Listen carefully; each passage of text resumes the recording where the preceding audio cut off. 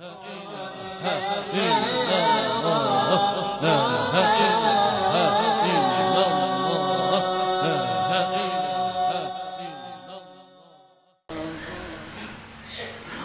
ammal qabdu, adapun sempit hati, sumpah, risau, imma bisababin wa imma bighairi sabab. Kadang-kadang kan apakah hati rasa kada karuan, nah itu bisa ada sebabnya, bisa kada ketahuan sebabnya. Padahal kada ada dicela orang, kada ada kehilangan harta, kada ada kehilangan apa, kada ada, tapi kenapa hati ini rasa kada nyaman, rasa gelisah, nah itu bisa terjadi. Amma asbabuhu thalatha, adapun sebabnya sempit hati, adapun sebab-sebabnya kerisauan hati ada 3. Zambun ahdastahu, pertama dosa yang kau lakukan, dosa yang kau lakukan. Karena jar Nabi tadi orang beriman itu bila berbuat dosa imbahnya itu sedih, itu orang beriman. Bila imbah berbuat dosa pasti sedih. Nah jadi kenapa hati ini sedih, hati ini rasa sumpah? Barangkali sebabnya satu, ada dosa yang diperbuat. Nah, ada dosa yang dilakukan. Fala ubudiyah taqtadi an tatuba ila Allah Ta'ala wa tatluba ar-ridha wal halal mimman tazlimu. Maka kehambaan itu menuntut bahwa engkau tubat kepada Allah dan meminta ridha dan halal dari orang yang kamu zalim akan dia. Kalau kita ini susah hati, kalau kita ini gelisah hati, tahu sebabnya karena ada dosa yang dilakukan, segeralah tubat. Itu kehambaan kita menuntut demikian, segera tubat kepada Allah. Kalau menzalim orang, cepatlah minta halal kepada orang itu.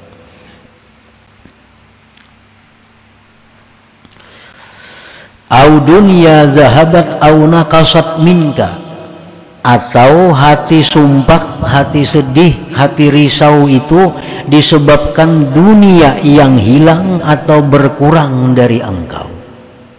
Bisa juga imba ditipu orang, imba kehilangan, imba dapat musibah, lalu hati kita sumpah, lalu hati kita kada nyaman.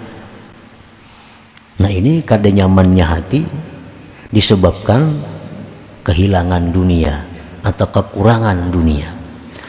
Fal ubudiyah taqtadi an tardha bi qada'illahi ta'ala wa tahtasiba, maka kehambaan diri engkau itu menuntut bahwa engkau ridha dengan ketetapan Allah dan engkau mengharapkan pahala daripada Allah. Nah, di waktu hati kita sedih karena kehilangan dunia atau karena kurangnya dunia, di saat kita sedih itu kita dituntut untuk ridha kepada ketetapan Allah dan menunggu pahala daripada Allah Subhanahu wa Ta'ala. Itu untuk mengatasi kesusahan hati disebabkan hilangnya atau kurangnya daripada dunia. Au zalimun yu'dzika fi nafsik aw irdik. Sebab yang ketiga, sumpah sakitnya hati, risaunya hati itu karena ada orang zalim yang menyakiti diri engkau atau pribadi engkau. Nah, kita disakiti orang zalim, kita dihina oleh orang, kita difitnah oleh orang, lalu kita sedih. Nah, di saat sedih itu kehambaan kita menuntut antasbira wa tahtamila wa taslima wa tastaslima ila Allah Ta'ala, menuntut sabar dan sandang dan serahkan kepada Allah Subhanahu wa Ta'ala. Nah, ada orang zalim memfitnah kita, kada usah ke polisi mencemarkan nama baik, kada perlu. Ada misal dipitnah orang ini mengadukan ke polisi pencemaran nama baik, itu kada perlu, kada ada untungnya. Nah, kalau kita mencari akhirat, kecuali untuk kejayaan dunia, nah itu terserah aja lagi. Kalau untuk akhirat mengadu ke polisi karena kita dipitnah orang, itu kada ada untungnya. Sabarlah sabar, sandang, serahkan kepada Allah. Nah, itu paling baik. Dan tindakan Allah lebih cepat dari tindakan polisi. Nah, polisi kan perlu saksi, mana saksinya? Nah, berapa hari mau urus mencari saksi segala macam. Allah Ta'ala untan langsung di saat kita melapor, saat itu diterima, dan kada perlu ada saksi kalau kita dizalim atau dianiaya orang. Nah, jadi apabila kita sakit hati, sumpah hati karena ada yang memfitnah kita, ada yang mengganggu kehormatan kita, nah sabar, kada usah dilawan. Artinya kada usah dilawan. Bila melawan tuh berusia labihan, kita jadi orang zalim.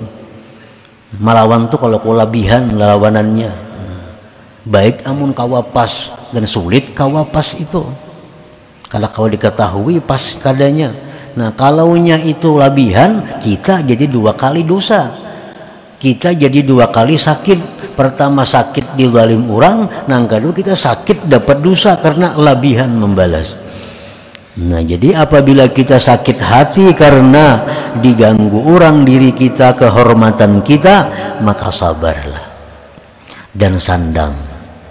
Sandang aja, serahkan kepada Allah Subhanahu wa Ta'ala, laporkan kepada Allah, ya Allah yang Maha Tahu, yang Maha Mengetahui, hamba telah diganggu oleh Fulan bin Fulan.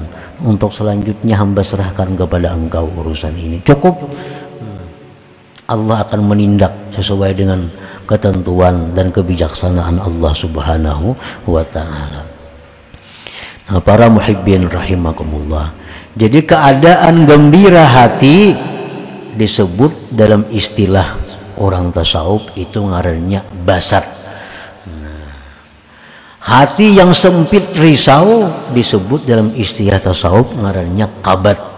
Nah, basat satu keadaan yang memerlukan adab, kabat satu keadaan yang memerlukan adab juga. Nah, jadi bagaimana kita mengatur diri kita supaya jangan lepas dari adab walaupun dalam keadaan basat atau dalam keadaan kabat itu. Dalam keadaan gembira hati, kada tergelincir dari jalan. Dalam hati yang susah, hati yang sakit, kada tergelincir dari jalan. Semua jalan kita berjalan di atas adab yang diajarkan Allah dan Rasul sallallahu alaihi wasallam. Nah, orang-orang salikin, orang-orang yang pemula dari arifin itu selalu silih berganti datang. Kadang-kadang hatinya ada gembira, kadang-kadang sedih, kadang-kadang gembira, kadang-kadang sedih. Nah, itu selalu berganti.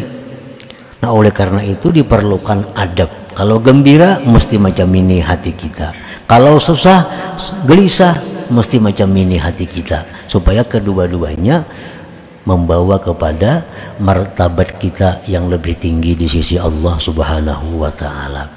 Gembira hati jadi pahala, susah hati jadi pahala. Nah, bila kita melaksanakan aturan-aturan adab-adab yang diajarkan ini.